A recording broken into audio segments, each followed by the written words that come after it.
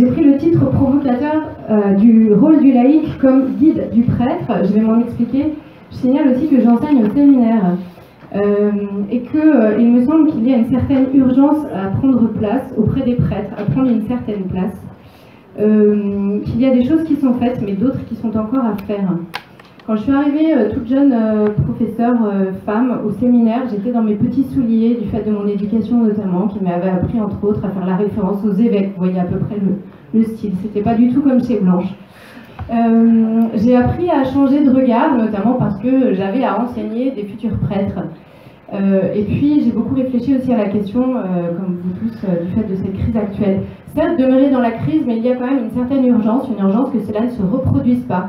Et là, c'est en tant que femme, peut-être que mère, la femme est le laïc par excellence, c'est celle qui ne va pas accéder au rôle de pouvoir dans l'Église. En tant que laïc, en tant que femme, en tant que mère, il y a une urgence à ce que les choses ne se reproduisent pas. Il y a une urgence à entendre que la société nous secoue. L'Église est beaucoup habituée à donner des leçons au monde, parfois à raison. Mais parfois aussi, c'est le monde qui la secoue, le monde qui parfois même du fond de son péché la secoue. Et je crois qu'il y a une urgence à l'entendre.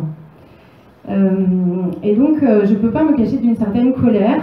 Donc, il faut malgré tout que je fasse quelque chose, puis que j'ai un rôle à jouer au cœur même de l'Église et de la formation des prêtres. Le laïc et le guide du prêtre, en général, on a plutôt tendance à penser que c'est le prêtre qui est le guide du laïc. On a besoin d'un guide, on veut un guide, on veut un maître. Par guide, j'entends le doute chez celui qui va nous dire quoi faire. C'est quelque chose qui existe, qui traîne dans les milieux catholiques.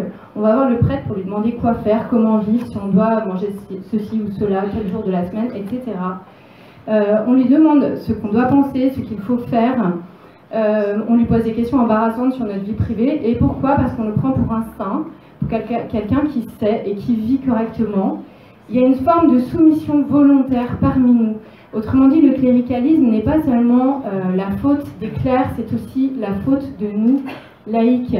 Nous avons besoin de maîtres. C'est au cœur de notre péché, c'est le péché même d'idolâtrie qui nous y pousse.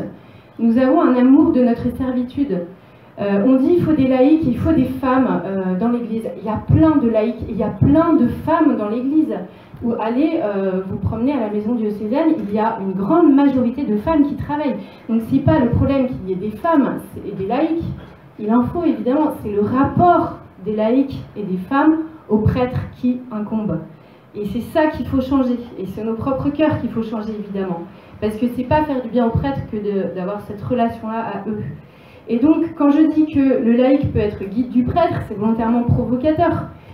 C'est absurde que le laïc soit le guide du prêtre, mais ce que je veux montrer, c'est que c'est tout aussi absurde de penser que le prêtre est le guide du laïc. Donc le prêtre sera guide du laïc dans la mesure où le laïc sera guide du prêtre.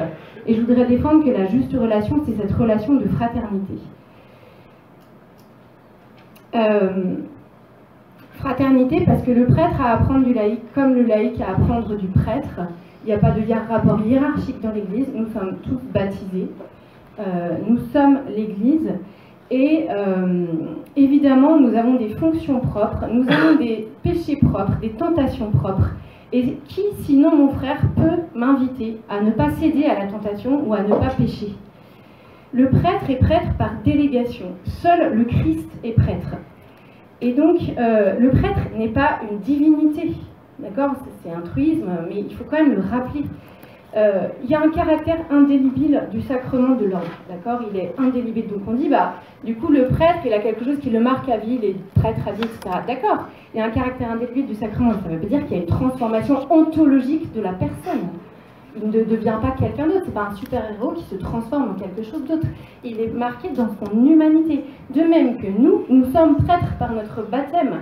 Il y a un caractère indélébile du baptême, nous sommes prêtres, prophètes et rois. Nous sommes aussi prêtres du sacerdoce du Christ. Et donc, le prêtre demeure dans le temporel. De même que nous, laïcs, nous sommes aussi marqués du sacerdoce. Vous voyez, cette fraternité, c'est que le prêtre aussi est homme, et nous aussi, nous sommes prêtres. Il faut se le rappeler. D'une manière spécifique, maintenant, chacun, évidemment, a son rôle. Je ne reviens pas sur les rôles du prêtre, mais en gros, c'est enseigner, sanctifier, diriger, bien sûr. Et c'est pour ça qu'il y a une forme de responsabilité, d'autant plus pour l'évêque. Pour autant, le catéchisme, au paragraphe 898, dit que le laïc spécifiquement éclaire et oriente toutes les réalités temporelles auxquelles il va être étroitement uni de telle sorte qu'elles se fassent et prospèrent constamment selon le Christ et soit à la louange du Créateur et Rédempteur.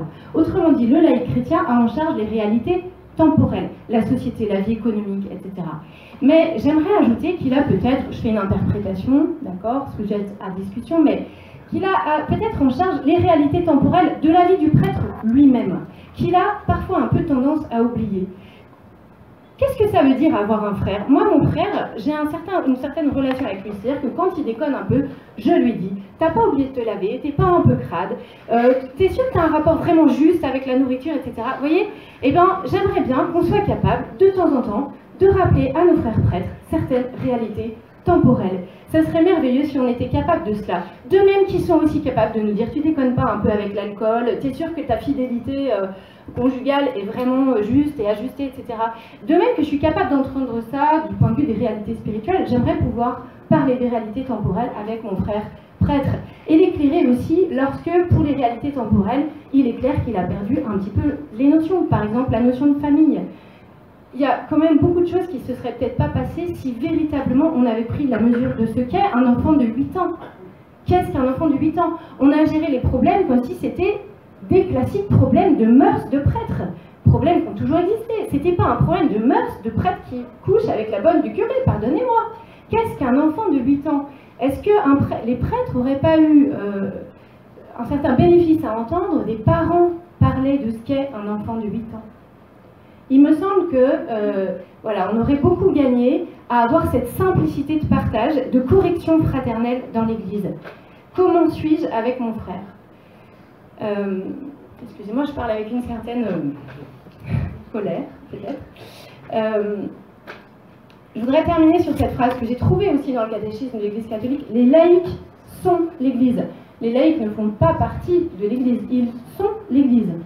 Et les clercs administrent, gèrent, dirigent, sanctifient ce corps qu'est l'Église. Donc, penser la crise actuelle de l'Église, c'est pas pour les laïcs faire le procès des clercs.